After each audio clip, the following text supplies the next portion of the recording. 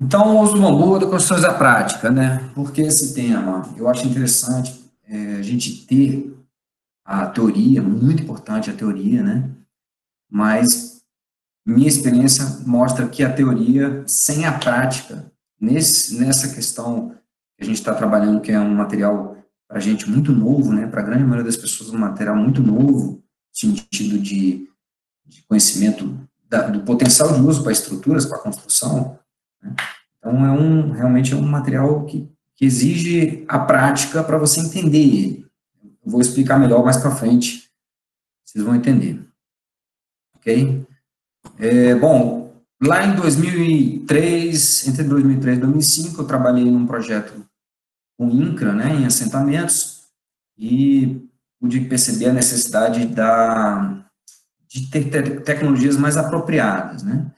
E também percebi que em muitos locais o cerrado estava bem desmatado, a mata estava bem desmatada, e você tinha cada vez menos matéria-prima para construir. Então, eu comecei a pesquisar, eu sempre fui um entusiasta de coisas, vamos dizer assim, que pudessem ter um impacto grande, né, materiais construtivos, tivessem um impacto muito grande na vida das pessoas, né, e descobri o bambu, né, pela Celina Lerena, lá na Grande Celina, nossa grande pioneira aqui no Brasil. Isso aqui é uma foto lá de 2005, gente. E eu fiz esse curso lá na Emil Bambu, recomendo para todo mundo, um lugar maravilhoso. E lá eu pude ter o primeiro contato, né? Celina já tinha algumas experiências bastante interessantes. Tive um primeiro contato aí com o material, né?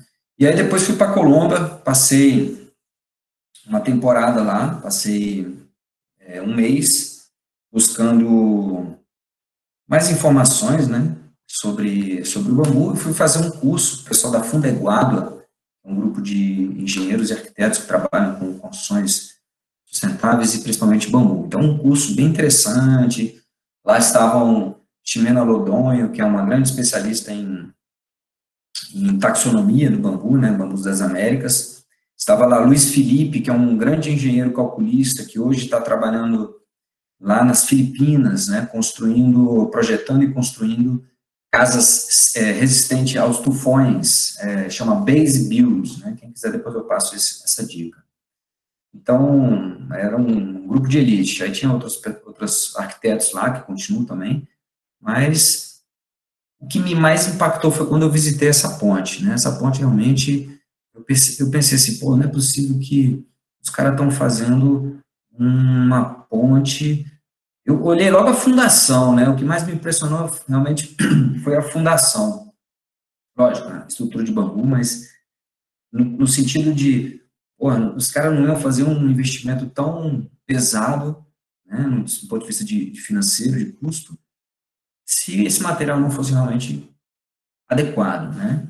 Então aquilo me impressionou muito e a partir daí voltei para o Brasil e em 2005 ainda, né, foi muito, muito rápido e fiquei muito apaixonado.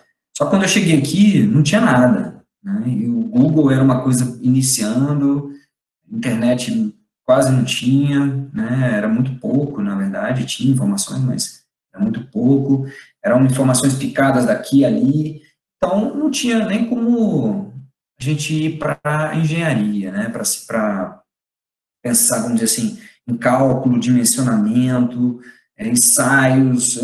Isso era um universo um pouco distante dentro desse contexto, né? Embora naquela época já tinham muitos pesquisadores como o Gavami, como o Luiz Eustáquio, o próprio Ripper, né? Já estavam estudando profundamente, já fazendo vários ensaios.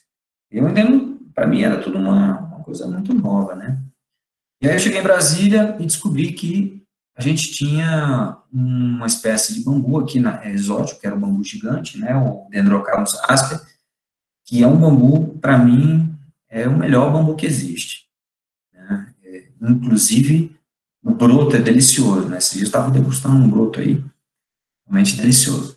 Então, esse bambu, realmente, ele é muito incrível, né? se adaptou muito bem ao cerrado, se adapta muito bem ao cerrado em qualquer condição, em altitudes variadas, né? Isso é um fato importante, porque, por exemplo, o bambu moçô, o Philostachys edulis, ele é o que mais ocorre na China, mas ele ocorre até 800 metros ali, que ele vai ocorrer. Acima de 800 metros, ele já é muito difícil de ocorrer. Então, aqui, por exemplo, na região de Brasília, que é 1.000 metros a média, ele não consegue se desenvolver.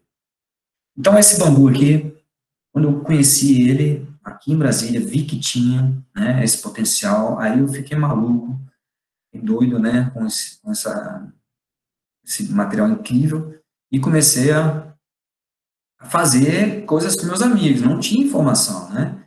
Com aquele conhecimento que eu tive lá na Colômbia, mais um conhecimento que eu tive com a Celina, comecei a praticar. Falei, não vou sair fazendo estruturas, né? Grandes, vou começar a praticar. E comecei a chamar os amigos, aquele negócio de tomar cerveja no fim de semana e fazer boca. Aí comecei a fazer essas construções. Aí parti para esse gazebinho, né? Esse gazebinho foi muito interessante porque no meio do caminho, eu estava fazendo ele eu mesmo, e no meio do caminho eu meio que comecei a fraquejar, vamos dizer assim, né? Estava muito difícil, não tinha carpintaria na minha essência, né? Minha essência era, tinha feito faculdade, tinha tocado obra, projeto, mas a carpintaria é um outro universo. Quem é carpinteiro que está aqui sabe muito bem que carpintaria é uma coisa muito linda, é uma ciência muito linda que somente a prática que vai te trazer essa habilidade, né? Então, no meio do caminho, eu comecei a fraquejar, né? Só tinha fim de semana para fazer. E nisso conheci um carpinteiro que trabalhava com madeira, chamei ele para me ajudar, e aí ele ficou comigo durante muitos anos, fazendo muitas obras, que é o baiano. Então, foi mais ou menos assim, né? Trabalhei, logo na sequência fiz essa casinha, né, um pequeno bangalô, um chalé, né, trabalhando com paredes de ferro-cimento, né, também trabalhando com paredes de taipa de mão. Então, a gente observando a possibilidade de a gente trabalhar com bambu, com qualquer tipo de vedação, qualquer tipo de parede, né, qualquer tipo de cobertura, né, não importa o tipo da cobertura, o importante é você saber questão de inclinação, né, você trabalhar a estrutura, né, a inclinação do telhado, mas dá para trabalhar qualquer cobertura, de cobertura verde, a telha cerâmica, telha metálica, o que for. Então, fui aos poucos aprimorando. E aí, mais ou menos em 2006 para 2006, eu fiz a minha casa que até semana passada eu morava lá, agora eu me mudei, fiz uma outra casa para mim, e essa casa aqui ela tem, então, quase 14 anos, tá? Uma casa muito gostosa no meio da mata, e utilizei o máximo de bambus aí que eu podia. Utilizei Dendrocasum asper, Philostachys bambuzoides, Philostachys edulis, Philostachys aurea, bambus atudoides. Então, fiz um laboratório aqui.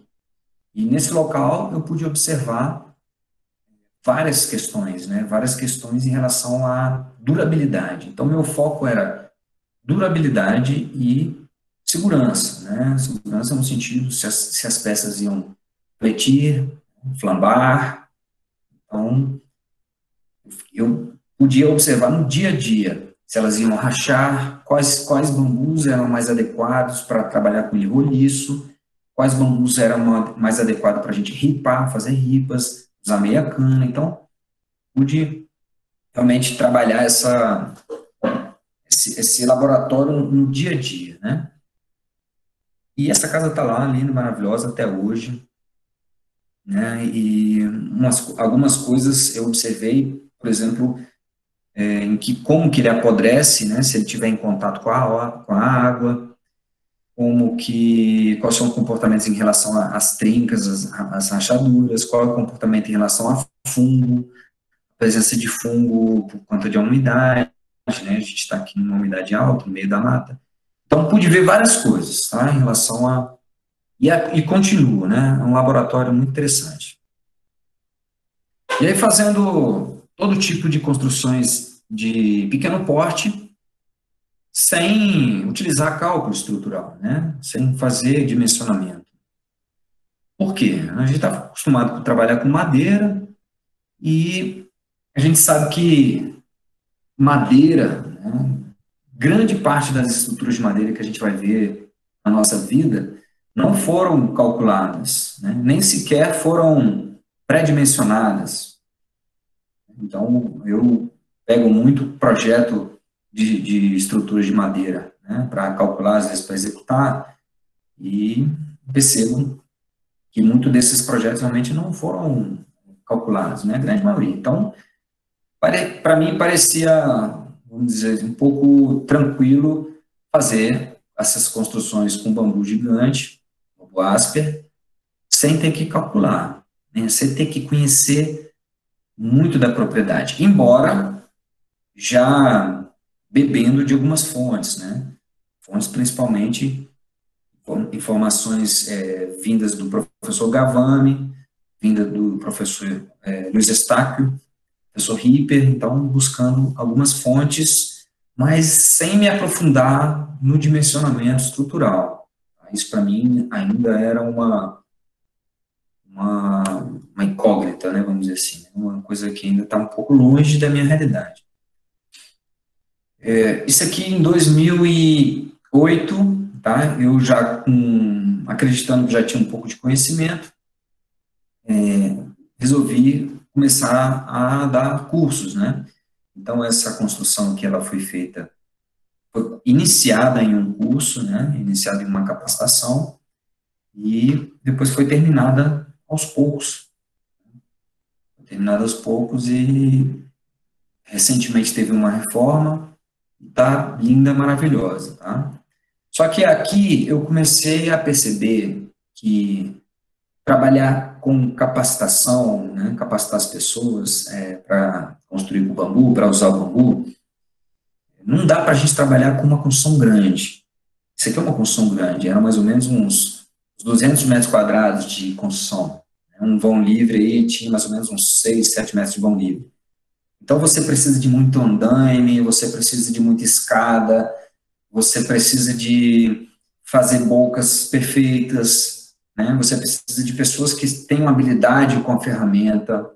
Isso não acontece geralmente nos cursos, né? Geralmente nos cursos a maioria das pessoas não tem ainda familiaridade com as ferramentas e com a prática. Então, assim, fica muita boca mal feita, corre-se muitos riscos, né, durante a capacitação. Imagina, pessoas que não estão acostumadas com obra, subir em escada, subir em andaime, e aquele tanto de gente, e ferramenta para cá, ferramenta para lá. Então, assim, eu comecei a observar que a capacitação, ela deve ser em pequena escala, certo? A não ser que seja uma capacitação a longo prazo, né? Tipo assim, um mês de imersão. Isso é uma proposta, inclusive, que eu vou trabalhar mais para frente. Mas a ideia realmente é pensar em coisas de menor porte. Então, isso começou a me dar essa clareza, tá? A partir dessa obra aqui.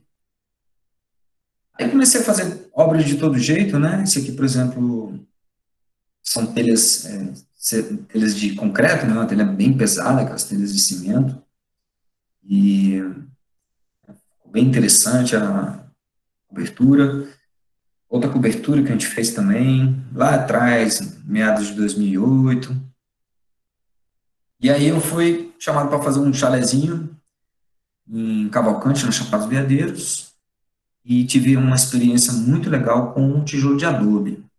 Em Cavalcante, não sei quem conhece Cavalcante aqui, fica aí na região dos Chapada dos Veadeiros, estado de Goiás, é uma região que situa o território Calunga. O território Calunga é o maior território de quilombolas, remanescente de quilombolas no Brasil. É um lugar maravilhoso, cheio de água, cheio de cachoeiras maravilhosas, e o tijolo de adobe lá é uma prática já comum entre os quilombolas, né? E o que a gente fez foi trazer um pouco mais de técnica no processo.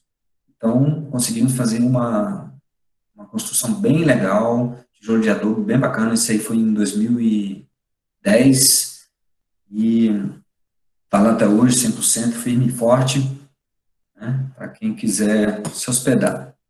Aqui tem um tijolo de adobe lá que foi feito, o solo lá já é totalmente apropriado, então não precisa fazer nenhum tipo de mistura, e os calungas, os quilombolas, eles sabem exatamente como preparar, né, um custo baixíssimo. Aqui a gente observa à direita um bambu, né, um pilar, então consegui utilizar um sistema pilar-viga, né? Então, assim, falando um pouquinho de tipologias estruturais são formas que você consegue resolver a estrutura. Então, a tipologia mais conhecida, que a gente está acostumado, é pilar e viga, né? Então, as casas, geralmente, trabalhadas com bambu gigante, porque um bambu gigante ele já é um pilar, né? Um bambu gigante de 15, 16 de diâmetro, um asper de 15, 16 de diâmetro, faz a mesma função de um pilar de concreto de 25 por 9, por exemplo, que é um pilar comum em uma casa térrea. Então, só para fazer uma colocação, um pilar desse vai pesar, de 3 metros, vai pesar em torno de 16 quilos, enquanto um pilar de concreto vai pesar em torno de 160 quilos. Então, 10% do peso de um pilar de concreto, né? Então a gente já começa a ficar impressionado realmente com os números que o bambu traz, né? Isso aqui é uma proposta de pré-fabricação, né? Porque eu acredito muito na pré-fabricação, eu acredito que a construção em loco, ela exige muito do profissional, né? Porque o profissional ele precisa ir debaixo de sol, muitas vezes, debaixo de chuva, né, em condições não tão legais de se trabalhar. Então, quando a gente trabalha a pré-fabricação, a gente consegue trabalhar tudo no galpão ou em um local coberto, e depois levar as peças para montar. Isso agiliza muito a execução e agiliza o processo de pré-fabricação, né, de montagem, de obra mesmo. Aqui interessante, eu usei telhas, de telhas de pasta de dente, de tubo de pasta de dente, e também foi a primeira experiência que eu fiz com o bambu creto. Tá? Então, esse piso, essas fundações aqui, foram feitas com gaiolas, feitas com ripa de bambu gigante, tá? E estão lá até hoje. Isso aqui foi feito em 2009 para 2010, tá lindo, maravilhoso, tá? E fica bem no centro de Brasília, esse aqui. Então, é legal que sempre quando alguém entra em contato comigo, querendo ver uma construção com bambu, essa aqui é mais fácil, porque a maioria estão isoladas ou é casa de alguém, né? Então, às vezes é meio complicado de conseguir acesso. Então, essa aqui é bem acessível. E ela mostra já essa questão da modulação de você conseguir ampliar. Então, eu fiz 4 módulos aí, um vão livre de 10 metros. Então, eu consigo já ampliar e fazer módulos, tá? Vários módulos. Bem interessante. Bom, aí mais ou menos lá em final de 2009, a gente construiu uma estrutura em um curso, tá? Inclusive, essa foi a última vez que eu fiz uma estrutura grande em um curso. Não conseguimos terminar a estrutura, já era previsto, né? Mas não conseguimos terminar. Não tinha dinheiro para concluir. Antes de concluir, resolveram, eu já não estava mais na jogada, vamos dizer assim, né? Não estava mais no local, e aí resolveram colocar uma palha, né? E quando me consultaram, já tinham colocado. Veio uma tempestade muito grande, né? Muita água, 5, 6 dias de chuva direto, encharcado, a estrutura pesou muito e acabou colapsando, né? Para mim foi bem impactante, né? Me direcionei lá ao local e tentei observar o máximo possível comportamentos de ruptura, né? Então, é importante a gente também começar a registrar, poxa, Isso aqui, esse estudo de caso daria um artigo, né? Por que não? Por que não registrar ele e criar um artigo que as outras pessoas podem consultar e podem replicar isso aí, né? Podem não cometer os mesmos erros. Então, aqui a gente já percebendo padrões de fendilhamento, né? Essa foto aqui da direita superior, quando o bambu ele tem um colapso, ele ripa inteiro, então ele fendilha inteiramente, tá? Então, isso é uma característica de todas as espécies de bambu que eu já trabalhei. Em momentos de ruptura, de muito estresse, né, ele aguenta, mas quando ele rompe de uma vez e destrói dessa forma. Né. Até chegar a isso, muita carga, é muita carga. O bambu tem um módulo de elasticidade muito alto, então ele vai flexionar, mas quando ele romper, ele vai fendilhar completamente. Tá? Então, isso aqui é muito comum, esse padrão de fendilhamento.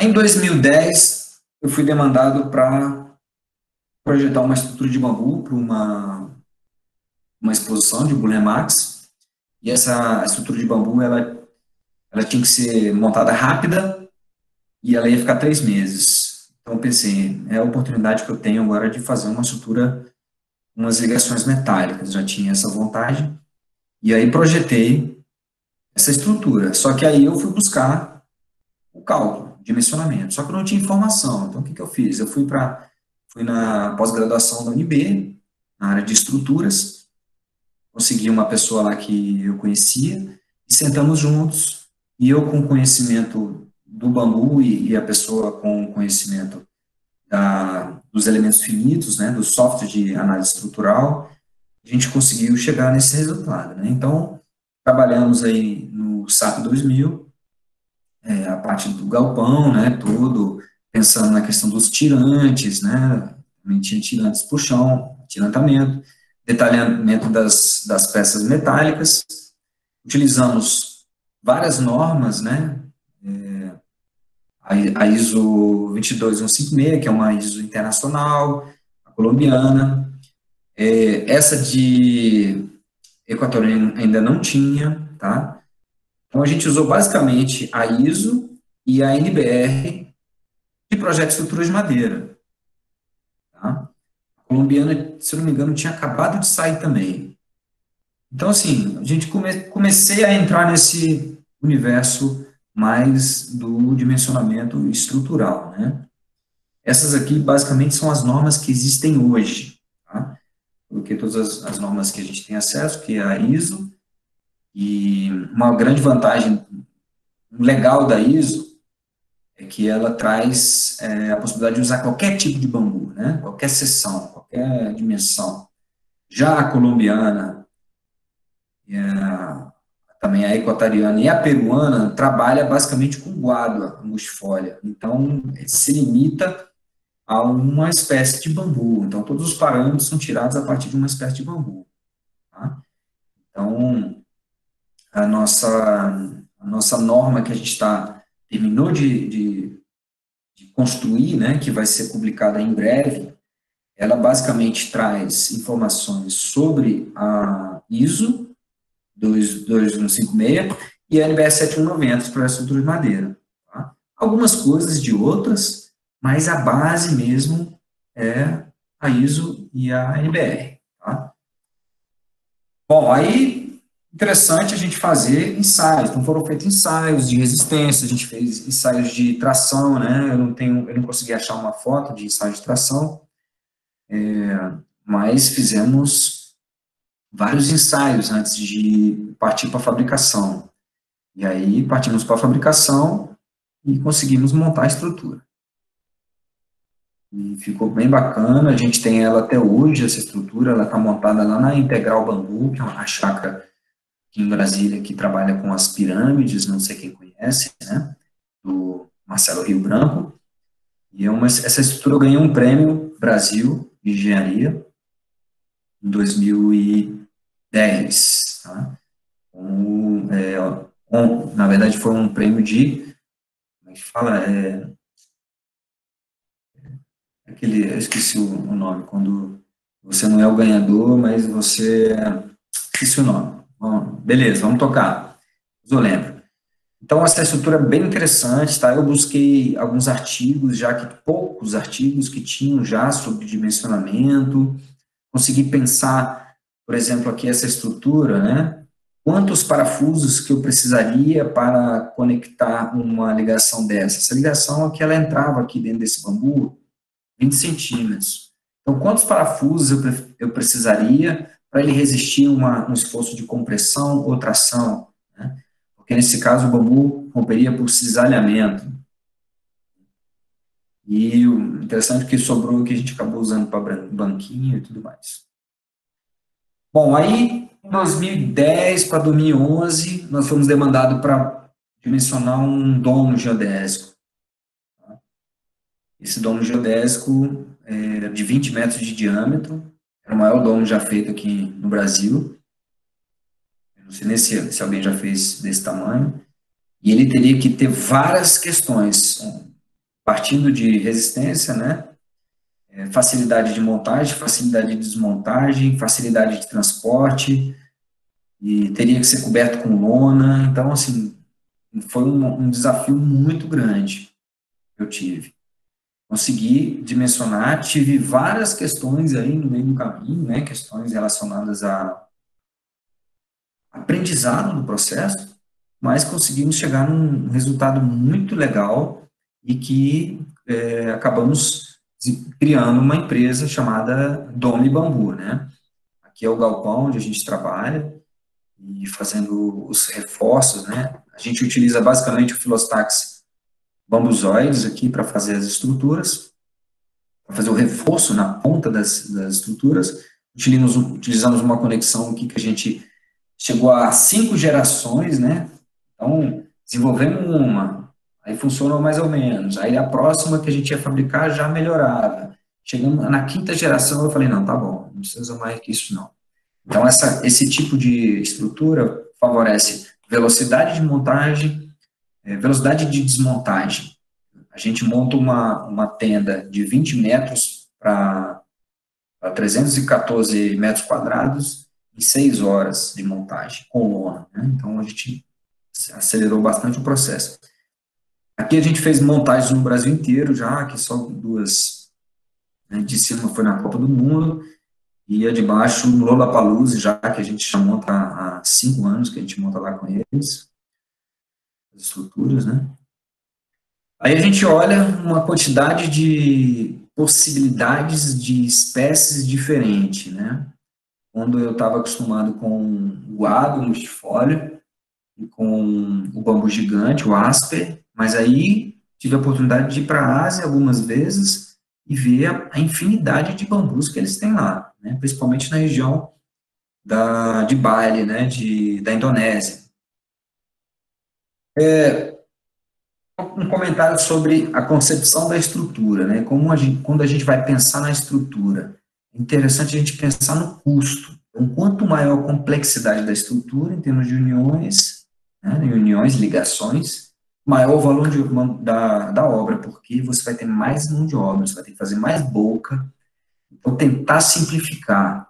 Então, isso também é uma coisa que eu busco bastante, tentar simplificar a ligação, fazer mais ligações de sobrepor do que ligações de boca. Isso é um trabalho que eu venho desenvolvendo bastante. Proteção da estrutura, então, proteger bem, boas coberturas, né, fora o tratamento de imunização, né, contra insetos e fungos, fazer a proteção da estrutura de boas coberturas, tirar do chão, então alguns critérios bem importantes. E aplicar os conceitos de isostática. E a gente está falando, para quem é engenheiro, né, arquiteto, a gente está falando que todas as estruturas, todas as ligações são ligações flexíveis, né? Ligação é um ombro, por exemplo, são ligações que são rótulas. Então, para você deixar a estrutura estável, você precisa de criar triângulos, né? Você precisa de transformar essa estrutura em uma estrutura isostática, uma estrutura que não tenha movimentação, que ela possa ser estável. Então, é uma estrutura rotulada, né? é um material natural, tem características distintas, muito distintas. Então, por exemplo, você vai pegar um bambu asper lá na região da Bahia e um lá na região do Rio Grande do Sul, são muito diferentes. Se você for fazer ensaios, você vai verificar que eles são diferentes, né? E até mesmo da mesma touceira, você tem vários tipos de situação, você tem ele mais cônico, menos cônico, mais grosso, menos grosso. Então, é um material muito heterogêneo, né? Para quem está acostumado a trabalhar, por exemplo, com estruturas metálicas, fica maluco. Embora o conceito estrutural seja muito parecido, fica maluco, porque é um material totalmente heterogêneo. Quando for projetar, a compressão é o melhor esforço. Então, sempre a gente tentar trabalhar com estruturas onde a maioria das peças estejam comprimidas, tá? Isso é uma coisa que também, há algum tempo, eu fui percebendo e sempre recomendo. E também, quanto maior a padronização, modulação, pensando no que você tem disponível. Quando eu falo isso, é porque muitas vezes chegam para mim projetos e a pessoa não sabe nem qual bambu que ela vai usar. Então, a primeira coisa, quando a gente está falando de estruturas em madeira, estruturas em bambu, e até estruturas em aço, né? Estrutura de concreto é mais simples, né? Eu costumo colocar a compreensão dos sistemas estruturais em uma escala de dificuldade. Então, se você pegar, por exemplo, o concreto, a escala de dificuldade é muito baixa, pensando na concepção estrutural, porque o concreto, você mete armadura ali dentro, aumenta a resistência do cimento, do concreto, você consegue manter uma seção, pilar, viga, coisas, é mais simples. E a maioria das estruturas de concreto ficam ocultas. Quando você vai para o aço, você já tem uma estrutura que pode ser oculta, mas você tem que conhecer já dos perfis, tem que conhecer já muito de isostática, né? Quando você passa para a madeira ela vai ser sempre aparente, a não ser que seja um sistema, por exemplo, de frame, mas a madeira estrutural, ela vai ser sempre aparente, então você tem que entender mais ainda a estrutura. E quando você chega no universo do bambu, que você tem uma infinidade de diâmetros e tamanhos diferentes, você começa a ter um universo de tipologias, de possibilidade de tipologias estruturais que nem a criatividade, nem a imaginação consegue imaginar. Então, eu falo isso porque cada dia eu recebo obras de arquitetos, amigos meus, colegas da nossa rede, né, e que me trazem coisas cada vez mais incríveis, fugindo do convencional em termos de tipologia. Então, pensando no projeto de estruturas, né, o meu passo a passo seria pensar na arquitetura, a concepção da arquitetura, já com a estrutura, já definindo o sistema estrutural e já trabalhando o pré-dimensionamento. Então, na estrutura de bambu, não tem como estrutura em concreto, você pensar, projetar ali e depois fazer a estrutura. Não, você tem que pensar arquitetura e estrutura, tudo junto, uma coisa só. Tá? Então, definir estrutura, definir tipologia dentro da arquitetura e pré-dimensionar é muito importante. Depois disso, a gente começa a trabalhar as cargas atuantes. Faz análise de esforços, geralmente no SAP ou no F-Tool, se for mais simples, e depois reavalia e redimensiona e passa para o detalhamento executivo, né? A partir da análise de esforços, a gente extrai para planilhas, Excel, e faz o dimensionamento, faz as verificações, para ver se passa aqui, passa ali, não está passando aqui, está passando aqui, não está passando. E aí, depois a gente passa para o detalhamento executivo. Tá? Então, esse é o meu processo de construção, de projetação, vamos dizer assim, né? Esse aqui, só para vocês terem uma ideia, né? Qualquer tipo de sistema que a gente imaginar, a gente deveria submeter a um ensaio de resistência. Né? Isso aqui, por exemplo, é a nossa colega Verônica Giraldo, lá do México, uma grande engenheira estrutural, trabalha com bambu há muitos anos, várias pesquisas, principalmente na área de terremotos, sismos, e aqui ela está trabalhando com uma viga dupla, então fazendo ensaio de flexão, né, com essa viga. Aqui ela trabalhou uma viga vagão, né, que seria uma estrutura de aço. aqui a gente observa que a carga está sendo aplicada de baixo para cima, tá? Então, sistema estrutural que ela desenvolveu a partir do conceito da viga vagão. Isso aqui é só para a gente aprofundar um pouquinho nessa questão da ligação, né? Existem milhares de formas de você fazer a ligação, tá? E você só vai conseguir chegar a um resultado legal se você conhecer realmente o bambu, se você conseguir entender na prática, pegando ele, sentindo, porque na análise estrutural vai passar muita coisa. Então, a prática ela é muito importante para você conseguir fazer bons dimensionamentos, certo? Na minha opinião. Se a gente olha lá na Colômbia, lá na Inglaterra, né, no México, hoje a gente tem uma pesquisa em cima da engenharia estrutural muito avançada, mas a gente aqui ainda está engateando, a gente está bebendo deles, bebendo informações deles. Então, a gente tem muito o que pesquisar, né? Isso aqui é uma casinha rural que a gente fez, né, um projeto de uma casinha rural, trabalhando com estruturas maiores, né, de maiores vãos, já também fazendo todo o dimensionamento, elementos finitos, que é um pesca e pague nas redondezas de Brasília. Uma outra estrutura aqui também que a gente desenvolveu. Essa estrutura aqui foi interessante que a gente observou o seguinte, que ela estava num local, num descampado muito grande e recebendo muito vento. E aqui em Brasília a gente tem uma temporada de vento muito seco, mas seco mesmo. Então, o bambu ele tem uma umidade dentro dele, né? Essa umidade de equilíbrio, que a gente chama, ela vai variar entre 10, 12, 15%. Esses bambus aí, quando eu fui ver eles na última vez, depois de uma temporada de ventos secos, ele estava com 1% de umidade, ou seja, estavam praticamente todos rachados.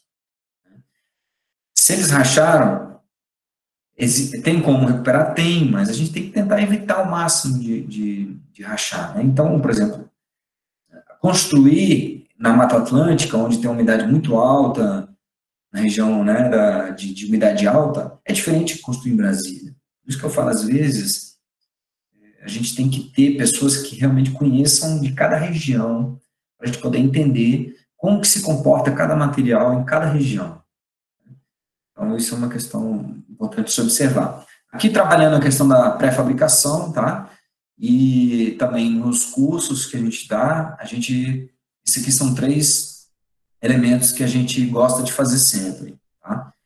Sempre também damos a possibilidade se tiver arquiteto, né, no grupo que faz o curso, a gente dá a possibilidade de fazer um projeto, eu vou monitorando e vendo se a gente consegue executar em 2 dias, são 2 dias de prática. Então, essas 3 estruturas a gente executa em 1 dia tranquilamente, né? E eu gosto de fazer isso, são baixinhas, dá para fazer do começo ao fim, a pessoa consegue entender todos os conceitos de pilar, viga. Por exemplo, aqui nessa casinha a gente observa o conceito de pilar, viga. E também no pergolado, conceitos de pilar, viga, sempre trabalhando com triangulações. Já nessa cobertura, nesse gazebo, a gente está trabalhando aqui com conexões de sobrepor, sem boca. Então, isso é muito legal, porque agiliza muito a obra. Também trabalhando com cobertura de esteira de bambu. Outra pré-fabricação, né, com cobertura de piaçava. Outra pré-fabricação com cobertura de lona. Tá? Todas as chapas, as ligações são desenvolvidas por nós mesmos, né, desenvolvidas e fabricadas por aqui. Com telha shingle, também pré-fabricação, isso trabalhando dentro do conceito do icosaedro, né, dos domos geodésicos de Buckminster Fuller. Vou correr um pouquinho aqui. Isso aqui são as capacitações, né, alguns cursos aí, trouxe algumas imagens para vocês. Algumas casas maior, casa de luxo, né, que a gente projetou e executou, tá? Grandes vãos e grandes estruturas, né. Essa aqui é uma casa que a gente projetou, que foi executada lá em Florianópolis, e aí eu mandei o baiano, que foi aquele carpinteiro lá de trás, Falei, Baiano, quer fazer essa obra? Ele quer. Foi para Florianópolis, nunca mais voltou, né? Mas é um carpinteiro sensacional, um rapaz que está no meu coração e a gente ainda vai, ele ainda vai trabalhar comigo de volta. Então, essa casa aqui, a gente trabalhou num sistema que eu chamo de bambu frame, né? Então, a gente trabalhou com wood frame em estruturas de bambu. Aqui a gente observa, por exemplo, as estruturas, os montantes de pinos, né? Pinos tratados, no caso, entre o bambu, né? Trabalhando também a questão dos caibros em pinos, né? Para garantir um perfeito nivelamento do telhado e conseguir, por exemplo, utilizar essa telha que a gente utilizou, que é uma telha shingle, que precisa de um telhado muito retinho. Aqui está a casa pronta, é uma casa muito legal, muito bacana, Marcelo Cafrana, grande amigo. Aqui é um estudo que a gente tem feito agora, de utilizar, que sido feito muito na Ásia, que eu acredito que seja uma excelente solução, que é usar a esteira do bambu, né? O bambu aberto. O bambu, ele vai todo quebradinho, você vai batendo com uma machadinha, para quem não conhece, e abre ele. E aí você trabalha com camadas, pode trabalhar com camadas, pode trabalhar de diversas formas com a cobertura, uma shingle, né, chamando de shingle de bambu. Então, aqui, esse gazebo que eu fiz, a gente está aqui monitorando, já tem 4 anos, monitorando como é que vai se comportar essas esteiras, né, feitas aqui em cima no tempo. Então, para ver a durabilidade, né, porque quem garante a impermeabilização são as mantas, são colocadas e sobrepostas. No caso, você tem uma shingle embaixo, uma shingle em cima, a de baixo serve como forro, conforto térmico, e a de cima como proteção também, conforto térmico. Aqui galera lá de, se não me engano, é Tailândia, fazendo a instalação aqui. Trabalhei bastante com ripa, né? Então, ripa realmente é fantástico, né? Trabalhar com as ripas do bambu é maravilhoso. Uns experimentos lá na Universidade Católica de Brasília, onde eu leciono. Aqui, uma obra da arquitetura mista, que é um pessoal da Colômbia, tá? Totalmente com ripa. Então, a gente aqui observa a possibilidade que a gente tem do uso da ripa, né, em construções. Uma obra belíssima. Aqui, uma construção que foi certificada pelo Selo Aqua, que é um centro de capacitação em educação ambiental. Também um sistema, um vão de 16 metros, vão livre, uma estrutura bem interessante. Aqui foi um maior desafio que a gente teve, que foi um vão livre de 18 metros, uma estrutura muito grande, né? Esse aqui, na verdade, é um complexo, né? Um complexo onde a gente tem vários prédios, fica em Brasília, tá? Se tiver a oportunidade de ir, é um lugar muito bonito mesmo. Então, esse aqui no meio é o prédio principal, aí tem um outro prédio menor aqui, tem uma oca e um banheiro seco. Esse aqui é o banheiro seco. Essa aqui é o salão aqui de baixo, multiuso, né? Uma estrutura muito interessante. As paredes todas em terra, em super adobe, taipa de pilão.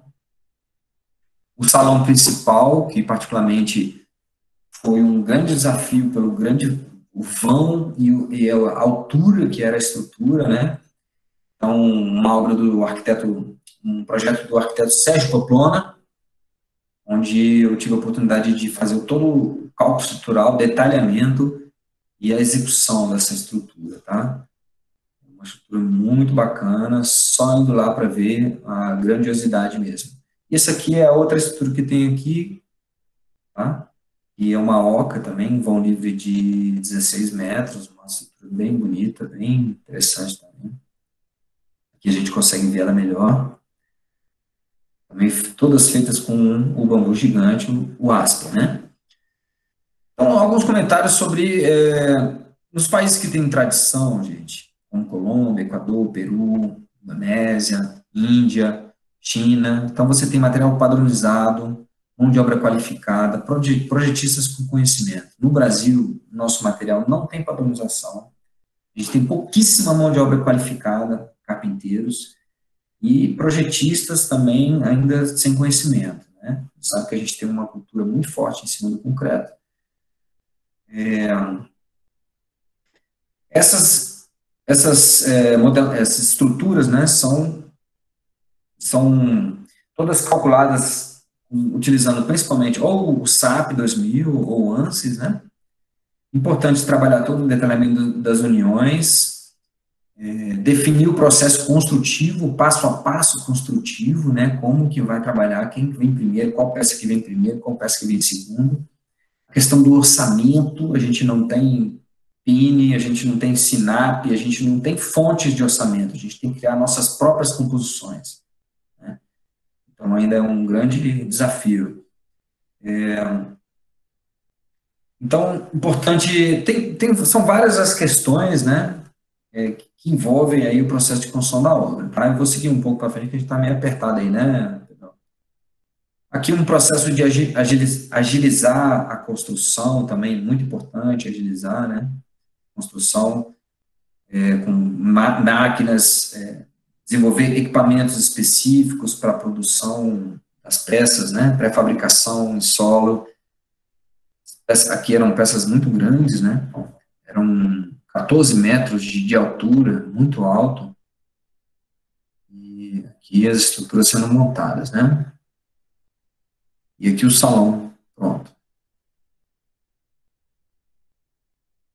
Bom, aí eu comecei a fazer o mestrado e fui ao Vietnã, né? Meu mestrado foi entender o bambus tudoides e entender o sistema construtivo do Vautrin Guia. Esse cara fantástico que desenvolveu esse sistema de feixes, vigas compostas com feixes de bambu. O bambu que usa lá é o Tisostax. É um bambu muito interessante, quase maciço, muito reto, 7, 8, 9 centímetros de diâmetro, maravilhoso. Então, eu quis entender estruturalmente como funcionava para aplicar com bambus atudoides, que é o bambu que mais tem no Brasil disponível, né? E aí fui para o Vietnã, passei uma temporada lá, visitando várias obras, cara, uma coisa mais linda que a outra, maravilhosa, sistemas estruturais baseados em ligações com cordas e pino, tá? Não tem parafusos, são basicamente pinos e cordas, muito interessante. Fiz vários ensaios, né, com o bambus atudoides, fiz a caracterização física e mecânica, né, aqui tem algumas informações sobre este material, né, para quem conhece de densidade de madeira, densidades médias de 931, com a parte basal, a parte mais de baixo, e a parte média de quase 1.000 quilos por metro cúbico. Compressão paralela, tendo que esse aqui é cisalhamento paralelo, tendo que desenvolver equipamentos específicos para fazer esses ensaios, né? Ensaio de flexão estática, também dispositivos específicos para isso. Ensaio das ligações, né? Então eu fabriquei várias ligações, fiz vários ensaios de várias ligações diferentes para tentar entender o comportamento dessa ligação, que é baseado em pino, no pino e nas amarras, né? Modelo reduzido, fabricação de modelo reduzido e quantitativo de materiais. Então, na minha dissertação tem todas as informações mostrando o detalhamento da estrutura, todo o processo de cálculo, tá? Quem quiser ter acesso. Aí já fazendo algumas experiências com bambus atudoides, já fazendo alguns experimentos de treliças, né? Isso aqui foi uma última obra que eu fiz com bambus atudoides, já com esse princípio de usar ele como feixe, né? E aqui alguns trabalhos que eu tenho feito na Universidade Católica, com os alunos, para entendimento de sistemas estruturais, né, utilizando bambu. Tenho trabalhado também com essa questão do canal, tá, gente? Quem quiser acompanhar o canal, tem muitos vídeos lá, com registro de obras em vários lugares aí no mundo que eu fui, aqui no Brasil, várias dicas interessantes, tá? Também tenho trabalhado bastante com a parte de capacitação, tanto presencial quanto online, né? Nesse momento agora a gente está trabalhando, tendo uma demanda grande com curso online, e está sendo muito legal que as pessoas estão partindo para a execução, né? Estão conseguindo aprender à distância, estão conseguindo seguir em frente, né? Estou administrando um grupo no Facebook também, chama Uso de Bambu em Estruturas, quem tiver interesse, tá? Lá eu ponho só o filé do mundo que vem. Outros cursos, né, que eu tenho ministrado na Católica também, aqui a gente fez modelos reduzidos de escala 1:5.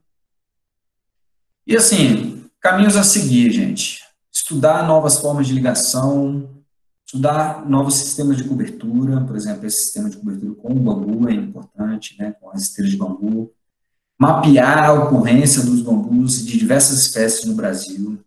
Caracterização física mecânica padronizada, tá?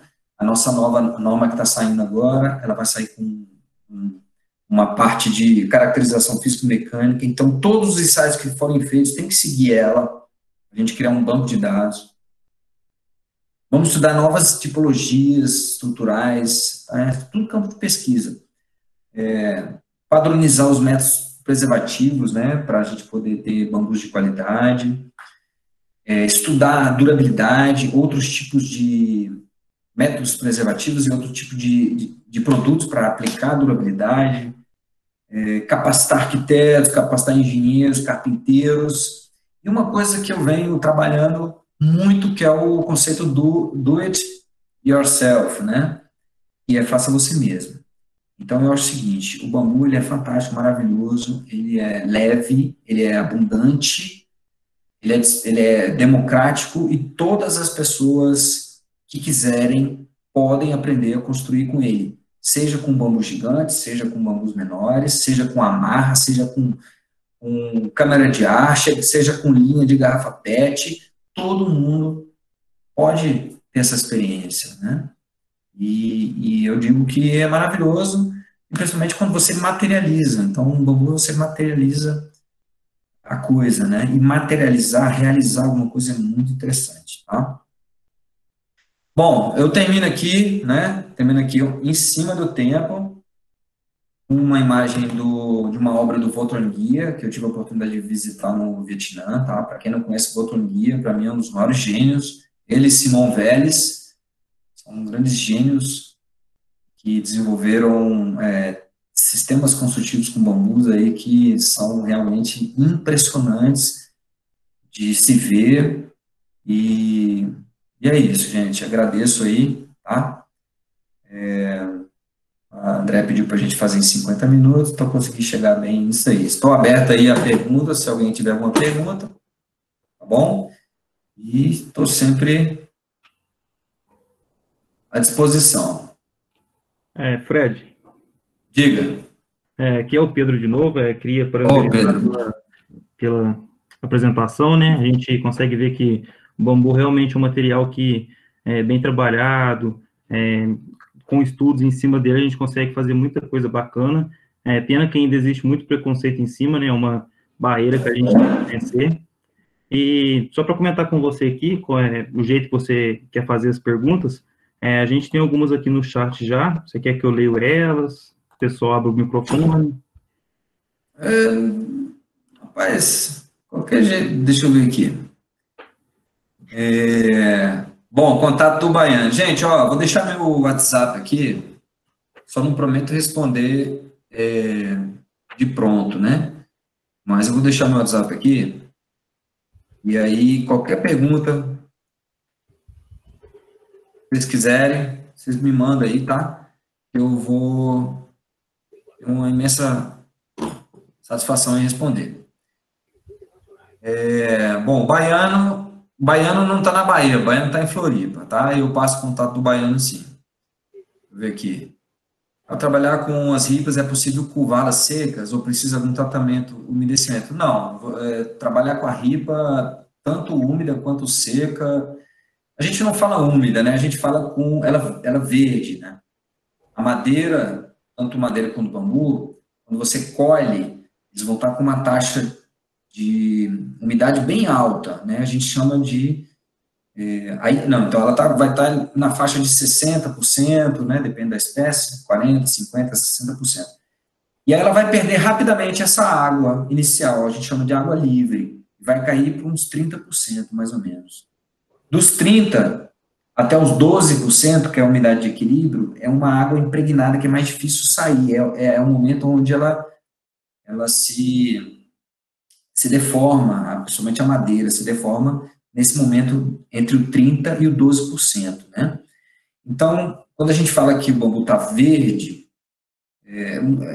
geralmente é porque ele está com umidade alta, tá? Porque, assim, a maioria dos bambus são verdes, né? Então, bambu verde, umidade acima de 30%, bambu seco, 12%. Então, tem muitas coisas realmente que dá para fazer, é melhor fazer com bambu seco, tem muitas coisas que é melhor fazer com bambu verde, né? Mas a maioria das coisas dá para fazer com os dois, é o que eu digo, tá? Tem que testar, tem que pegar, fazer, experimentar. Cada um vai ter uma experiência diferente, né, em relação a isso. Frederico. Diga. Está por aqui? É o Pode?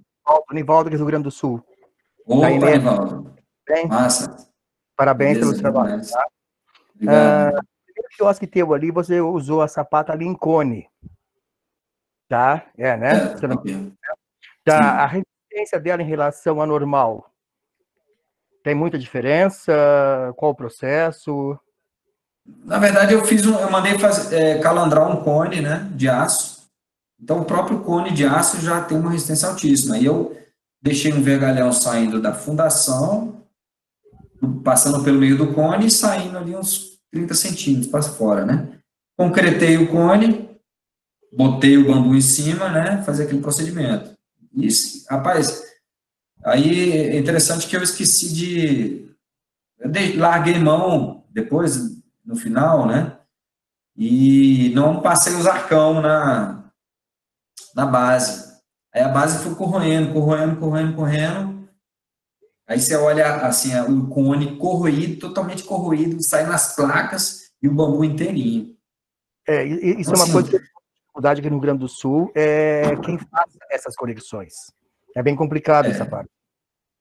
É uma pena. É difícil, é uma pena. Mas, assim, não precisa ser muito resistente, não, porque a estrutura é muito leve, né? A estrutura é muito leve. Então tá. O Simão Vélez mesmo fez muito com garrafa PET, cara. Garrafa PET.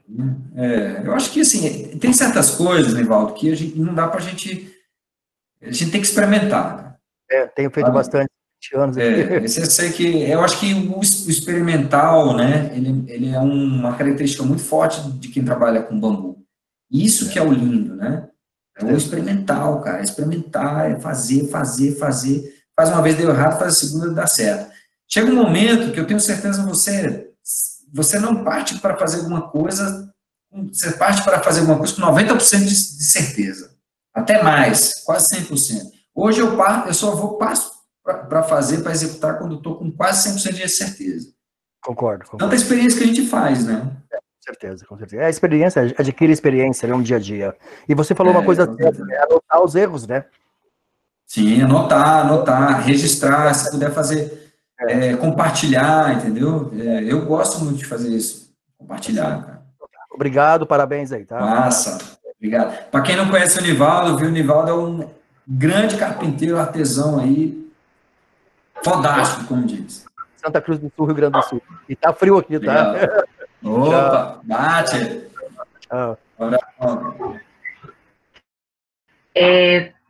Tudo bom? Tudo Fred. ótimo. É Germana aqui, de João Pessoa, Paraíba, que tem sido lá no curso presencial, mas mesmo assim a gente está aguardando. Então, diria, né? A gente tem feito pesquisas, né, isso, mas a gente chega lá. Pesquisas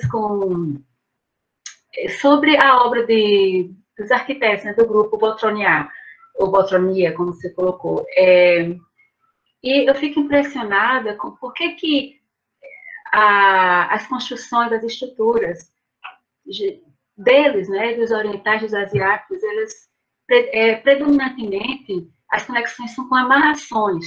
E por que a gente aqui na América do Sul, né, não só aqui no Brasil, mas Colômbia, etc., a gente trabalha tanto com barra roscada, sabendo que o bambu ele é pouco resistente ao cisalhamento. Por que a gente não experimenta mais essas amarrações, não tenta trazer para cá, né? Já que parece que lá elas são tão eficientes, né? As amarrações e os fios. E que você estudando no teu mestrado, eu estou sabendo agora, e vou lá estudar, dar uma olhada no teu mestrado. Beijão. Ótima pergunta, viu, Germana? Adoro essas perguntas.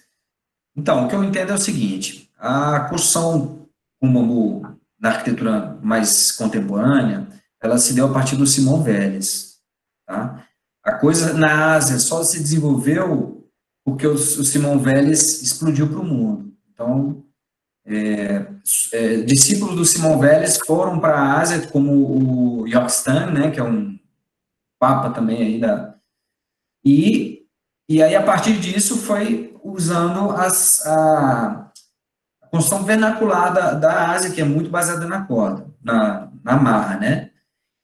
Aí, voltando lá para o Simão Vélez sempre foi um arquiteto altíssimo nível lá na Colômbia. Ele era amigo do presidente, construía só mega casas. Então, quando ele partiu para o bambu, tá? Ele chamou quem? Os engenheiros, certo? Ele não foi de forma empírica, como a maioria faz aqui. Ele já chamou os engenheiros fodas que tinham lá, né, para poder calcular. E aí, os engenheiros vão usar o quê? Barra, né? Vai usar aço. Então, aí a gente foi aprender com eles. Então, a gente já foi aprender com eles, já foi aprender barra, vamos usar barra. Mas, assim, o que a gente tem observado é realmente que as cordas são fantásticas, né? As amarras são fantásticas. Se você for ver o trabalho do Luiz Eustáquio com o Mário Seixas, lá no Rio de Janeiro, da Bambutec, fantástico. Eu sou totalmente fã das cordas. Então, é por causa de... Eu tenho certeza que é por causa disso. Então, assim, esse dia eu estava vendo fio de PET, por exemplo, né? Garrafa PET, você tira o fio dela, faz a amarra, dá o nó, vem com o soprador e fecha aquilo ali, fica maravilhoso, resistência. Então, N forma de fazer, né? Eu acho que é por aí, Giovana. Ok, valeu. Legal. Prazer, Nivaldo, te ver aqui. Alô, boa noite. Opa, boa noite. Primeiramente, gostaria de agradecer e parabenizar pela palestra. E eu tenho também algumas dúvidas referente a seus primeiros trabalhos. Você mostrou uma construção de uma casa, acho que você usou o sistema estrutural com bambu e, se não me engano, as paredes foram feitas com uma malha de aço, concreto, não tenho certeza. E eu gostaria de saber quais são as principais patologias apresentadas, né, nesse tipo de ligação, ou alguma outra com revestimento, enfim. E uma segunda pergunta, aproveitando a oportunidade, é saber em porcentagem, quanto por cento você perde das peças de bambu, né? Porque a gente sabe que é um material muito, muito heterogêneo uma peça da outra, e para prever um possível orçamento, o quanto eu preciso prever a mais desses materiais. boa pergunta. As patologias, elas estão muito ligadas a problemas de proteção principalmente de água. Então, peças que pode ser tratado, né, o tratamento que a gente usa mais consagrado no mundo de bórax e ácido bórico, mesmo esse tratamento, se tiver uma goteira ali caindo, ele vai apodrecer. Então, assim, pontas de caibro, né, então tem que estar sempre muito bem protegido. Outra coisa é esmagamento. Então, o que acontece? Aqui em Brasília, Simão Vélez, a turma de Simão Vélez, usa muito preencher os entrenós com argamassa, para você fortalecer, porque o esforço mais fraco do bambu é o esmagamento, o bambu roliço, né? Esmagamento. E aqui no DF, em Brasília, na região do Cerrado, é muito seco. Então, você, se chega na época da seca e ele quer perder um pouco de seção, porque ele perde umidade, ele quer perder seção, e tem concreto ali dentro, ele vai rachar. Então, eu já comecei a observar onde você enche, ele vai rachar. Então, isso é uma patologia.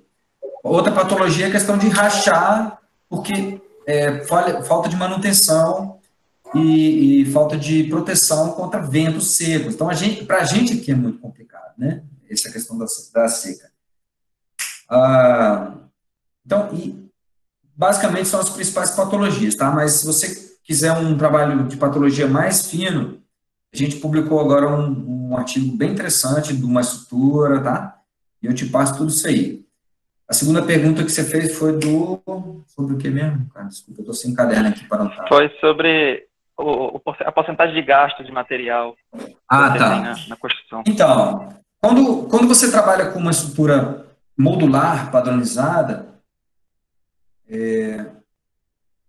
você tem menos perda, tá? Agora, quando você trabalha com uma estrutura muito artesanal, igual aquela última que eu mostrei, aquele salão, que cada peça é uma peça, uma perda muito grande. Só que a perda você transforma em outras coisas. Por exemplo, a gente fez todas as paredes de taipa de mão, power pick, com esses bambus. Fizemos brises com esses bambus. Então, assim, é uma perda que não é perda. Mas, assim, pensando no orçamento, eu trabalho entre 20% e 30% a mais, tá? Lembrando que você não vai ter perda, você vai ter material que sobra, que você vai usar para outras coisas. Nivaldo pode falar muito bem. Nivaldo pegaria todos os resíduos aí e faria coisas incríveis. Né? Com certeza. Bom, eu agradeço, viu? E mais uma vez, parabéns pela palestra. Tá? Beleza, eu agradeço. Manda um WhatsApp depois obrigado. Que eu te mando um trabalho legal. Boa noite. Boa noite. Posso? Eu posso falar agora? Consigo perguntar agora?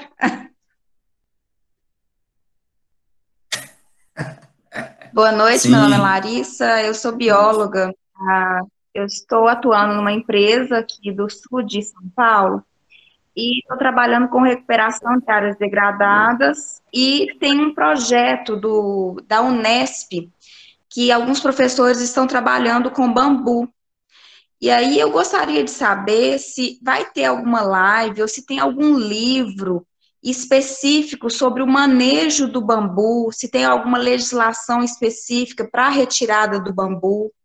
A gente está querendo tirar esse bambu dessa área e fornecer a essas comunidades o bambu para eles plantarem e nas áreas deles, entendeu? Só que por ser uma monocotiledônia, ser muito difícil da retirada, eu estou sem saber como agir no campo, entende? Eu não sei se é a sua área, acho que não, mas se você sabe me indicar algum pesquisador, algumas pessoas que trabalham com recuperação e manejo ambiental do bambu.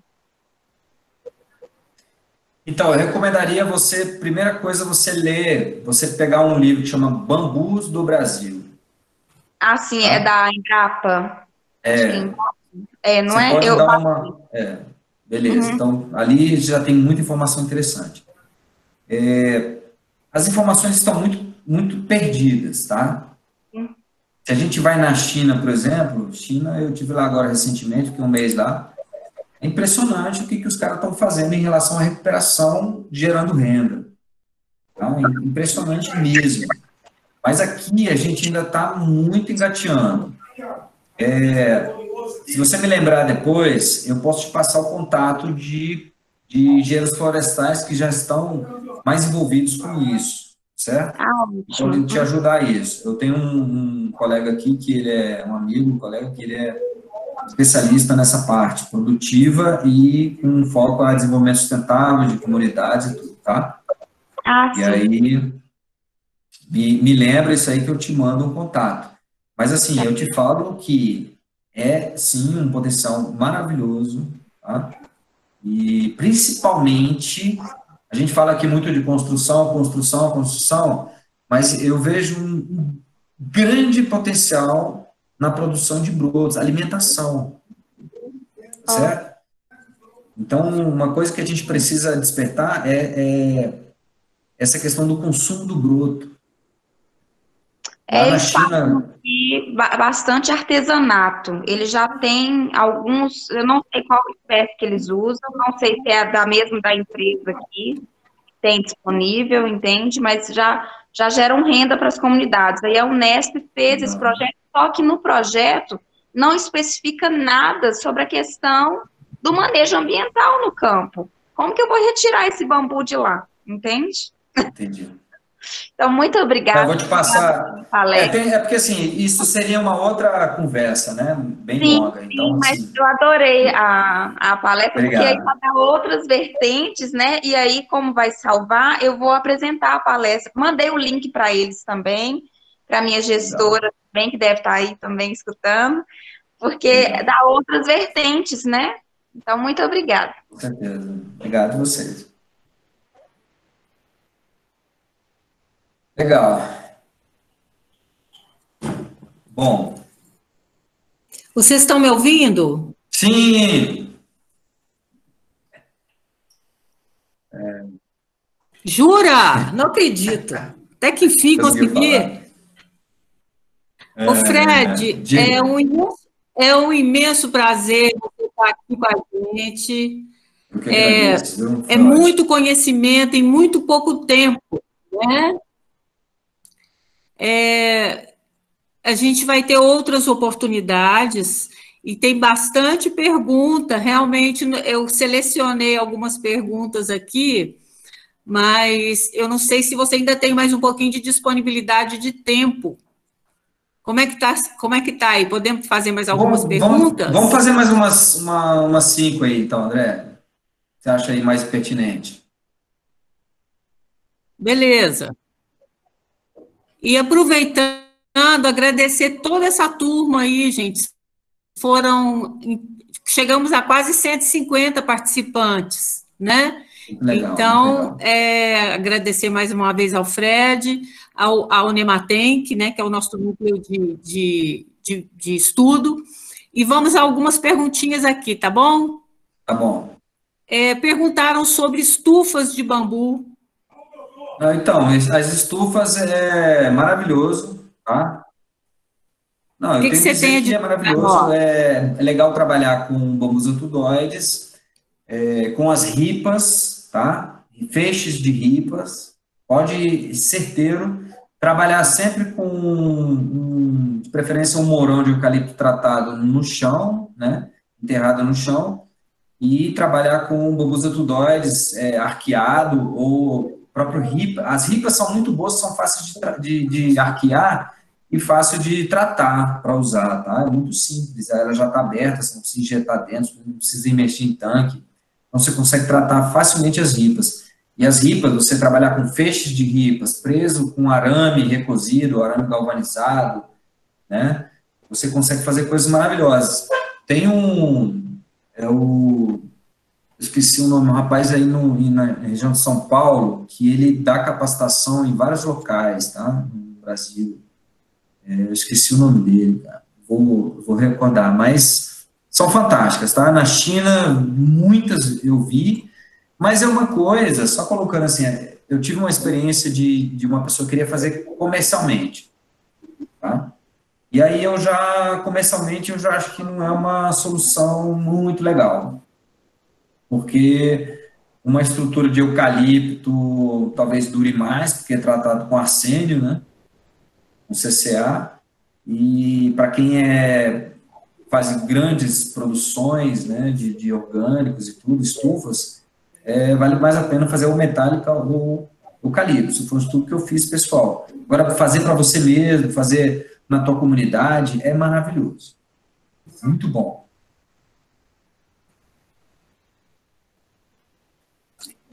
Seria mais ufa. Seria mais um curso. A gente está trabalhando aqui no curso, né? A gente ia dar um curso, mas...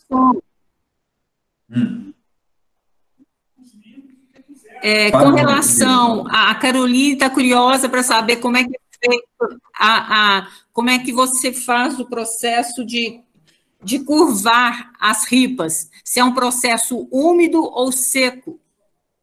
Então, assim, quando você vai usar uma ripa só, tanto faz ser úmido ou seco, tá? Tanto faz.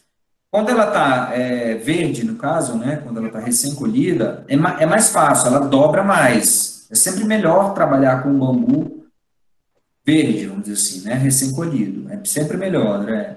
Só que um grande problema de você trabalhar com bambu verde ou recém-colhido, ainda com umidade alta, é que ele vai perder seção, ele vai retrair um pouquinho. Então, geralmente, folga folga as ligações, entendeu? É possível folgar as ligações, folgar as amarras.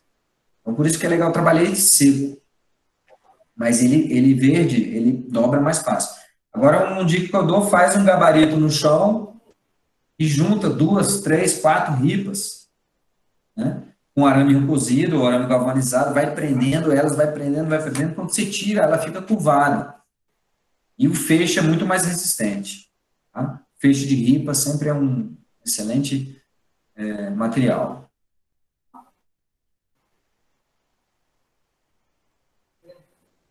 Diga, André.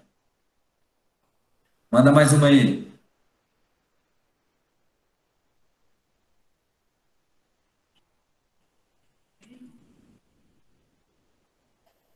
Alô?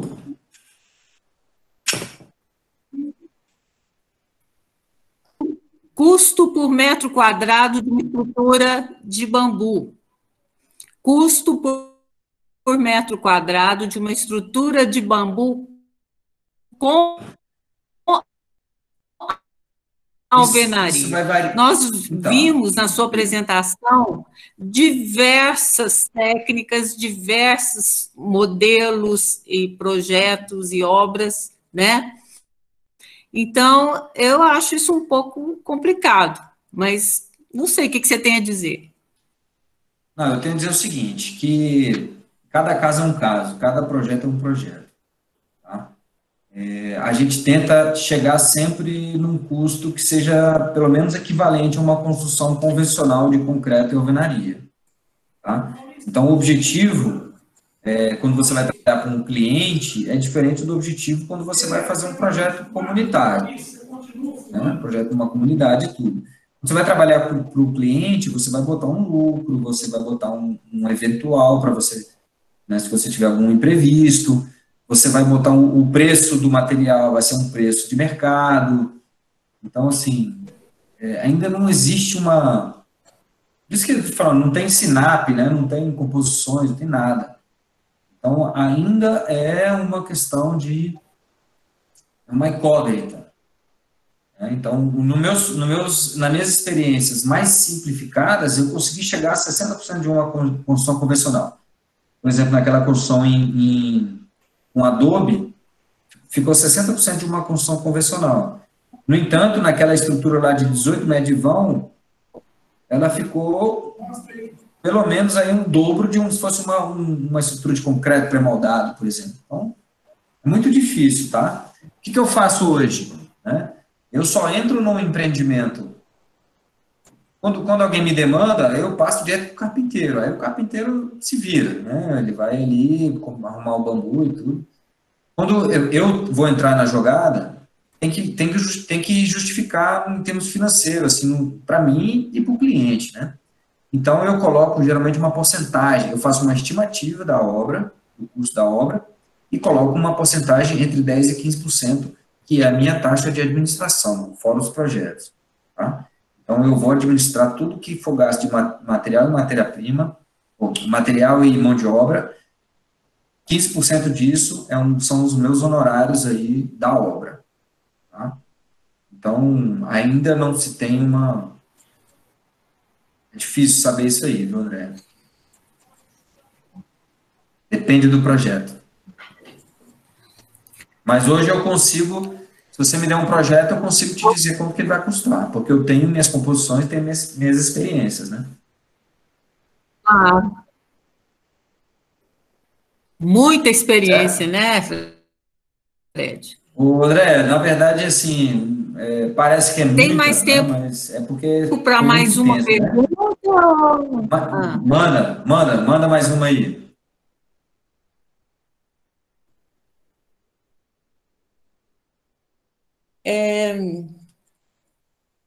Novo. Fantástico carpinteiro. Com relação à ligação pilar e fundação, nós fizemos uma obra em Lavras, um quiosque, e a estrutura de bambu, né, a peça de bambu ficou em contato direto com o concreto. que não é uma boa opção, não é isso? Não, na O verdade, ideal assim, é que tenha um elemento de junção entre o pilar e a fundação. Não necessariamente. Não precisa. Uma peça Não metálica, precisa, por exemplo. Não precisa. Tenho construções aí com mais de 15 anos aí em cima da sapata, né? A maioria daquelas construções que eu fiz ali de casa é fazer um pilaretezinho, o bambu vinha apoiado em cima e maravilha. Em lá 15 anos tá lindo, maravilhoso, não tem problema, tá? Às vezes a pessoa faz ali para dar um elemento de leveza no bambu, né? Ou para facilitar a ligação, mas não é necessário não, tá? Pode apoiar direto no concreto, mas em um concreto que esteja elevado do chão. O elevado do chão tem duas questões. Uma é chuva de vento, outra é você conseguir observar melhor, né? Você está observando aquilo ali, a condições de manutenção, né? E basicamente para você evitar capilaridade, porque quando está no chão, né? A gente sabe que é raro alguém botar um impermeabilizante no concreto, né? O contato com a água. Então, a gente tem que evitar contato com água, tá? Lógico, uma chuva aqui, outra ali, um respingo ali, coisa e tal, não é problema. Eu tenho bambus dentro de banheiro, mas ele ficar o tempo inteiro pingando, gotejando, ele vai, né? Eu tive que fazer, em pontas de caibro naquela minha casa, eu tive que fazer um enxerto, eu tive que cortar as pontas do caibro e colar outras peças de bambu nele, entendeu? Porque a ponta tinha apodrecido. O fungo não se propaga, o fungo só se propaga onde tiver umidade. Então, lá para dentro ele estava intacto, mas a ponta estava apodrecida. Então, eu tive que serrar e fazer um enxerto ali. Poderia ter estendido um pouco a ripa e protegido mais. Não teria problema. Certo? Legal. E aí? Beleza. Galera, eu queria agradecer. Podemos encerrar? Então, na verdade, eu tenho um compromisso aqui, André. Assim, são muitas questões, né? Eu sugeriria a gente mais para frente fazer outra. E assim, convido todo mundo para visitar lá o nosso canal no YouTube. Tá? Que tem muito vídeo, tem muita informação lá, né? E também entrar nesse grupo no Facebook, quem usa Facebook, usa lá o uso do bambu em estruturas, tá? Tenho botado lá o que há de top mesmo, ok? E eu gosto de perguntas difíceis, tá? Porque, assim, faz a gente avançar no estudo, né, André? Então, assim, se tiver pergunta difícil, manda. A pergunta mais recorrente, na verdade, André, em relação ao tratamento, tá? Um vídeo que eu explico lá como que faz o tratamento, a receita que eu peguei no México, que é uma receita muito boa, tem os produtos disponíveis aqui no Brasil. Então, assim, convido vocês a ler a minha dissertação, né?